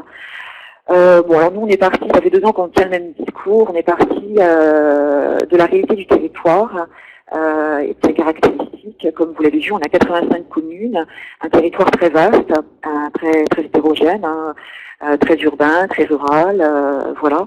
Et ce qui nous a semblé important dans un premier temps, et c'est l'étape numéro 1, c'était de mettre en place, de mettre en réseau les lieux d'accueil et d'information du territoire, et donc d'utiliser le réseau que je vous ai présenté tout à l'heure. Une petite cartographie viendra après pour vous le remontrer, et donc de s'appuyer sur ce réseau avec l'idée bien sûr de le qualifier, de le former, de le labelliser avec une charte d'engagement dont les est écrite aujourd'hui, qui permet à chaque commune qui le souhaite, à chaque bailleur qui le souhaite, de s'engager en fait sur une qualité de service rendu et sur des objectifs et des fonctions, j'y reviendrai tout à l'heure, un petit peu minimales des lieux d'accueil et d'information.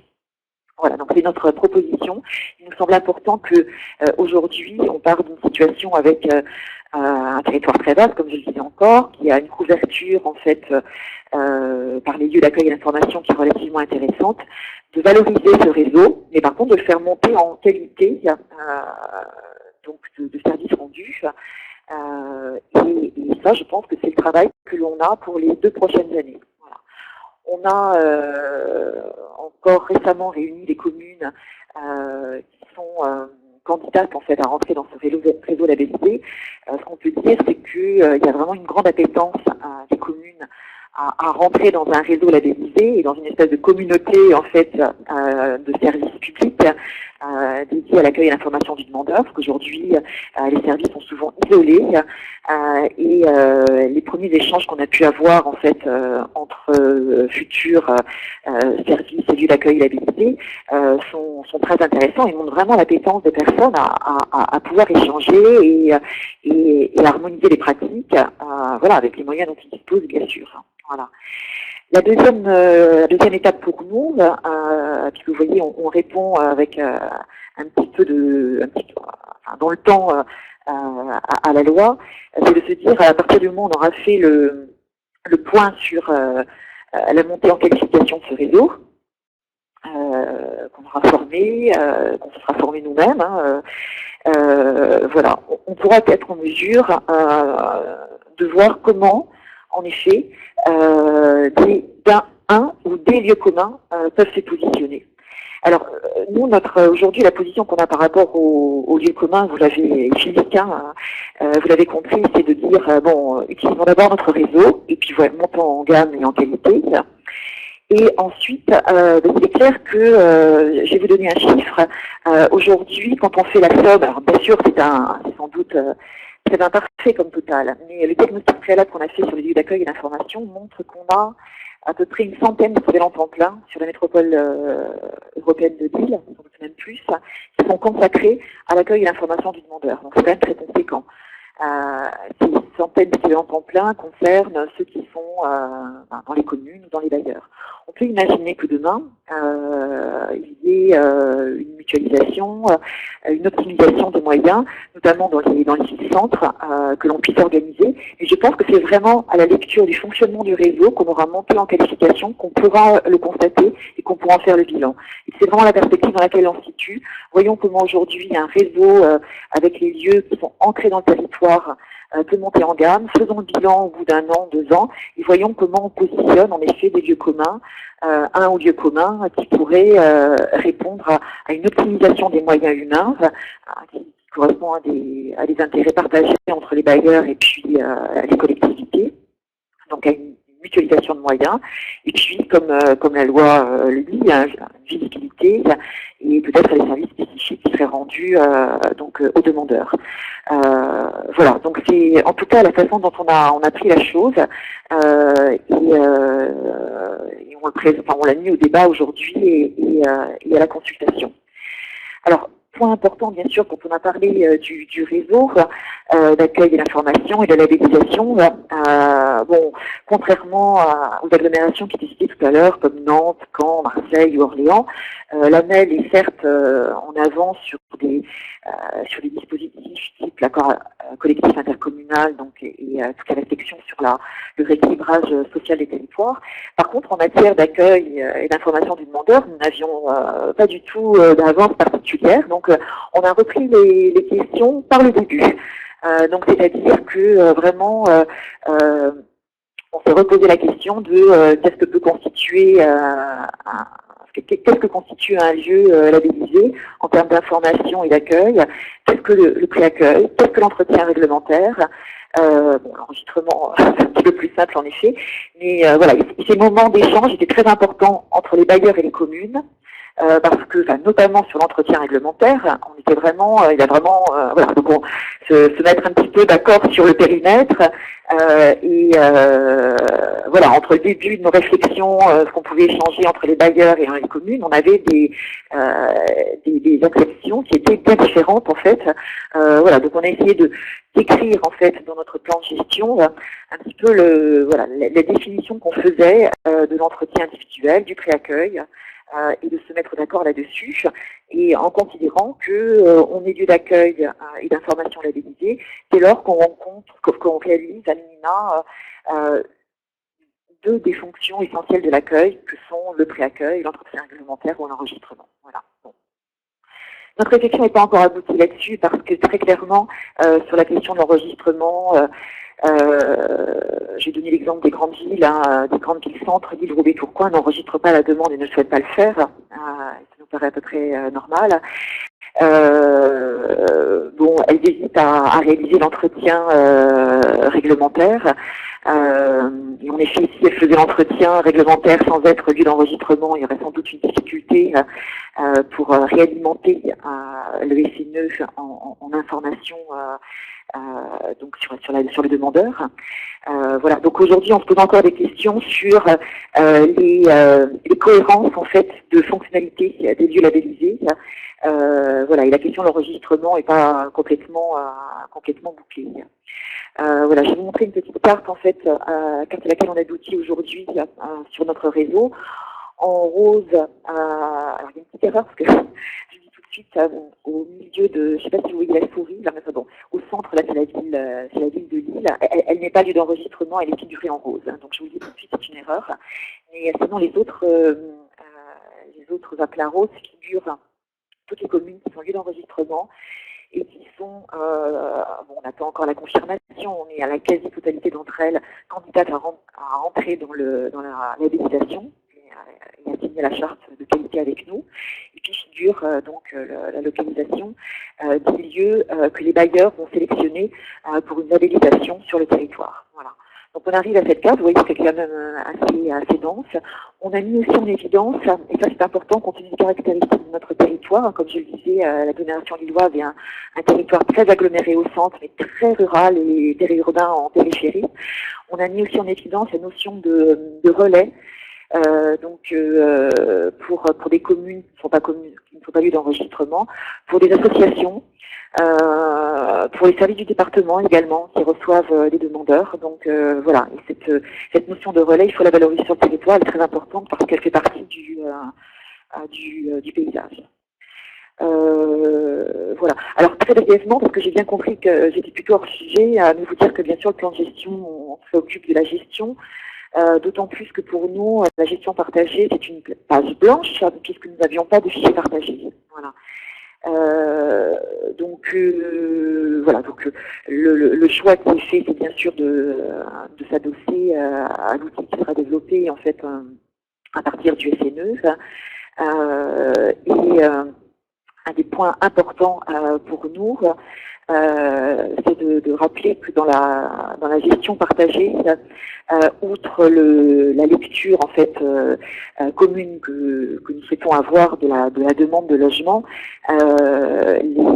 l'ARH avec les bailleurs sociaux travaille à un exercice de qualification de l'offre très précis, très pointu, sur lequel on pourra s'appuyer et qui est vraiment un point important puisqu'en fait, voilà, dans la gestion partagée de la demande de logement social, on fait vraiment valoir le partage de l'information, non seulement sur la demande, mais aussi sur l'offre, jusqu'à une échelle très fine qui permet d'éclairer les décisions de la CAL. Voilà.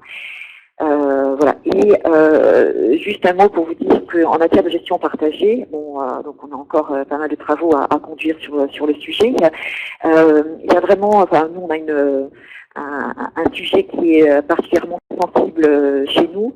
On est un territoire d'1,1 million d'habitants, 85 communes.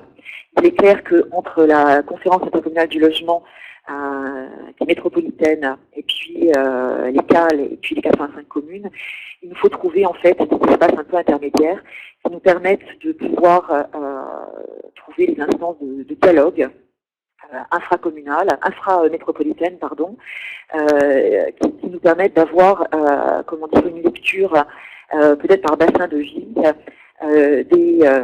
de la demande, des mobilités résidentielles qui peuvent être à l'œuvre sur certains territoires.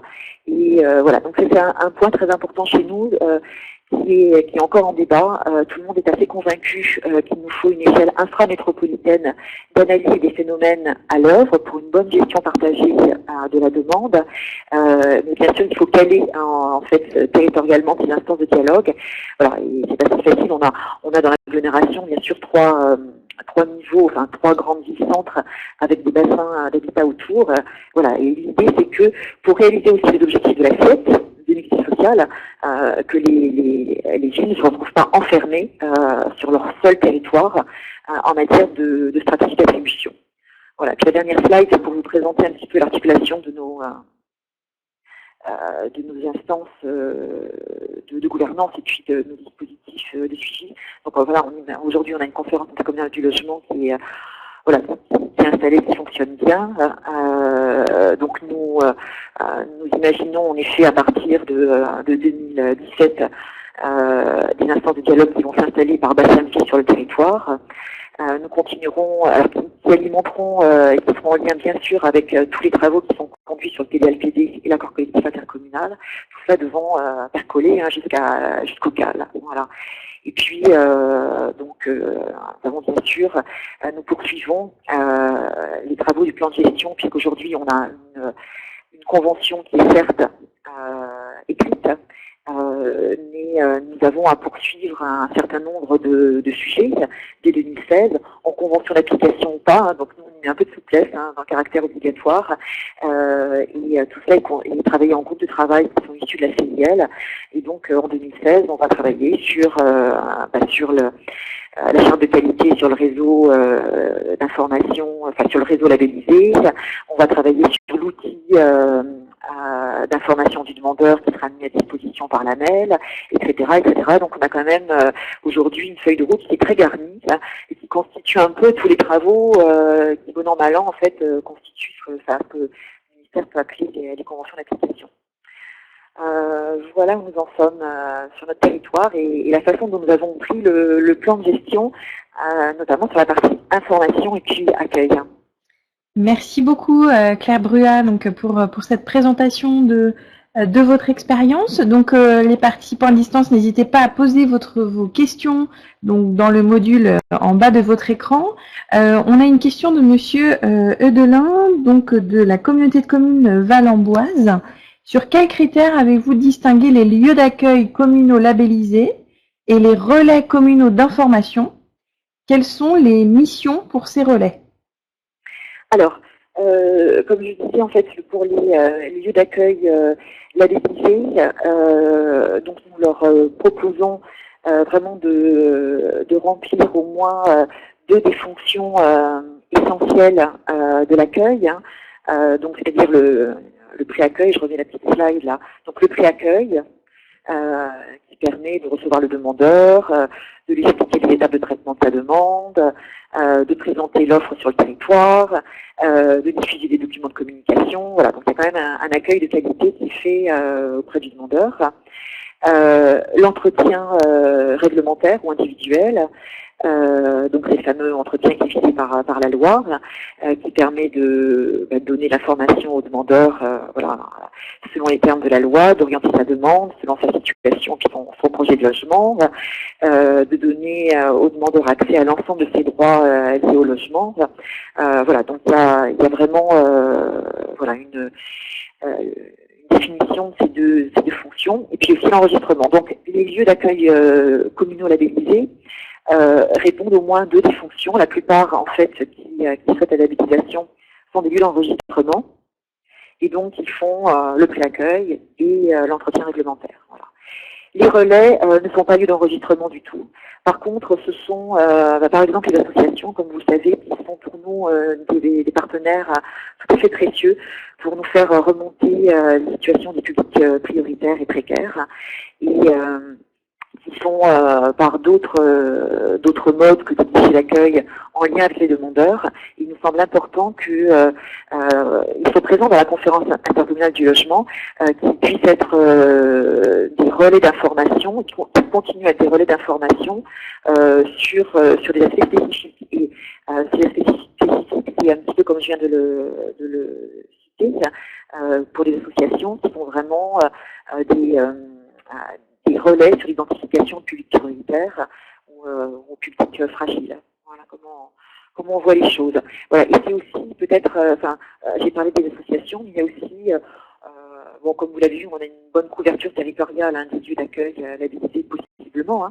Bon, il y a certaines communes, certains territoires qui sont peut-être un peu moins couverts, et on a envisagé que des communes qui ne sont pas lieux d'enregistrement puissent constituer des relais. Voilà. Donc avec un accueil plus léger, un renvoi vers un lieu d'accueil labellisé à proximité, etc. Voilà. Merci. Alors, on peut peut-être justement sur cette notion de guichet enregistreur revenir à la question, à la remarque de Madame Carton tout à l'heure. qui nous disait: il faut aujourd'hui être guichet enregistreur pour avoir accès au SNE. Au vu des différents travaux énumérés, est-il prévu d'ouvrir cet accès à l'EPCI sans qu'il soit obligé d'être guichet enregistreur? Oui. Alors, pour la même, le cas est un peu spécifique. Nous avons accès au SNE, donc avec en fait les fichiers statistiques de l'ensemble de la demande sur les 85 communes de la MEL, par le fait que nous sommes signataires d'un accord collectif intercommunal. Voilà. Donc de ce fait, on n'a pas eu trop à se poser la question de notre accès au SNE par le fait que on serait seulement organisateur du plan de gestion. Hein, voilà. Donc ça c'est un plus pour nous, c'est clair. À l'époque, on avait posé la question au ministère, mais bon, voilà, est-ce que dans la mesure où le PCI a le fichier en fait pour l'ensemble des communes, est-ce qu'il peut le partager avec les autres communes qui ne seraient pas lieu d'enregistrement, et la réponse avait été non. Voilà. Donc c'est vrai qu'aujourd'hui, si vous n'êtes pas lieu d'enregistrement, votre accès aux sources nominatives est impossible. Voilà.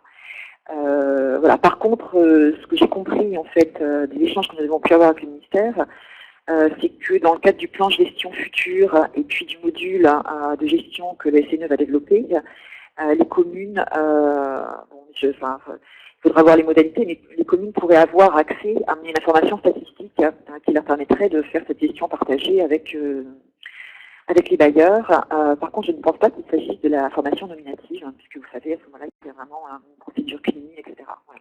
Donc c'est un sujet qui est pas simple, parce qu'en effet, dès lors qu'on n'est pas lieu d'enregistrement, on n'a pas l'information nominative. Donc si on ne fait pas, si on fait l'entretien réglementaire et que voilà, on veut, certes, on peut entrer sur la demande du demandeur, hein, par ses simples droits, mais ceci étant, on ne peut pas modifier, la commune ne peut pas modifier sa demande s'il y a des informations qui nécessitent de le faire. Voilà. Voilà. Et pour les EPCI, je pense que si les EPCI se donnent tous d'ACI, a priori, il n'y a pas de problème. Hein, donc voilà, il y a l'accès au SNE. Voilà, sinon, je pense que voilà, c'est plus compliqué. Alors, il n'y a pas d'autres questions. Anne-Catherine, vous vouliez peut-être réagir ou conclure? Alors, on voit bien, ce qui nous semblait intéressant dans l'exemple de la MEL, c'est qu'on est effectivement dans un territoire très en avance sur un certain nombre de sujets, et notamment ce que rappelait Claire Bleuat, qui est la question du caractère très novateur de son accord collectif intercommunal, qui a très tôt posé la question des mixités sociales, qui du coup se retrouve, si je puis dire, un peu rattrapé par la loi. Ce qui est intéressant aussi dans cet exemple de la MEL, c'est que sur la question du plan, de l'accueil du demandeur, effectivement, l'intercommunalité n'était pas engagée de manière opérationnelle dans les attributions, et du coup a pris ce sujet peut-être dans un parallélisme de situation plus proche avec la moyenne de ce que peuvent connaître nos intercommunalités impliquées et sollicitées par l'État au titre du plan partenarial, et on voit tout le volontarisme que ça a pu représenter dans le débat local et la capacité à exposer une stratégie qui est très claire dans cette hiérarchie de la prise en charge du demandeur. C'est la raison pour laquelle effectivement cet exemple nous semblait très illustratif de ce à quoi peuvent ambitionner de parvenir les intercommunalités qui n'ont pas encore engagé de manière opérationnelle leur plan partenarial, avec effectivement du volontarisme et de l'innovation. Très bien. Après, il est vrai que je pense que une des conditions de réussite, c'est vraiment le bon partenariat. C'est-à-dire que je pense que l'État joue un rôle très précieux chez nous. Donc voilà, pour nous orienter, nous épauler en fait sur les sujets difficiles. L'association régionale Habitat et les bailleurs sont partenaires de longue date en fait de la conférence intercommunale du logement. Et puis voilà, et les communes et les autres partenaires ont pris le chemin de du partenariat sur ces champs depuis quelques années. C'est pas sans difficulté, hein, ça a été voilà, puis là, je vous ai présenté des projets qui sont encore en phase de concertation. Donc voilà, donc c'est dans le sommaire j'avais bien indiqué projet. Donc aujourd'hui dans la présentation des projets à la conférence intercommunale du logement, tout ça s'est bien passé, mais on sait qu'après voilà quoi, il y a encore beaucoup de nous attendons les contributions des partenaires, des communes, des bailleurs. On attend les amendements, donc on sait qu'il y a encore beaucoup de travail sur cette première exercice à faire. Et il est clair que voilà, au plus on concerte largement et au plus on prend le temps de le faire, au mieux on se porte. Très bien, merci beaucoup Claire Bruat d'être intervenue pour nous présenter cette expérience riche effectivement de la métropole européenne de Lille. Je remercie également les partenaires de cette webconférence, donc la DCF et puis Espacité.